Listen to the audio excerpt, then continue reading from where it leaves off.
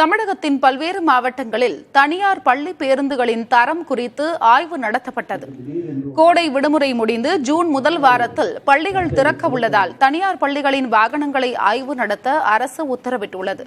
அதன்படி கரூர் மாவட்டத்தைச் சேர்ந்த 92 தனியார் பள்ளிகளில் இயங்கி வரும் 556 பேருந்துகள் மாவட்ட விளையாட்டு அரங்கில் ஆய்வு செய்யப்பட்டன. கரூர் மாவட்ட காவல் கண்காணிப்பாளர் பிரபாகர் தலைமையிலான அதிகாரிகள் பேருந்துகளை ஆய்வு செய்தனர். அப்போது பள்ளி பேருந்து ஓட்டுநர்களுக்கு விழிப்புணர்வு ஏற்படுத்தும் வகையில் தீயணைப்புத் துறையினர் தீ தடுப்பு ஒத்திகை நிகழ்ச்சி நடைபெற்றது. திருவண்ணாமலை மாவட்டம் செய்யாறில் 226 பள்ளி வாகனங்களில் முதல் கட்டமாக 100 வாகனங்களை அதிகாரிகள் ஆய்வு செய்தனர். அப்போது வாகனங்களில் உள்ள குறைகளை சுட்டிக்காட்டிய அதிகாரிகள் குறைகளை நிவர்த்தி செய்து மீண்டும் ஆய்வுக்கு கொண்டுவர அறிவுரை வழங்கினர்.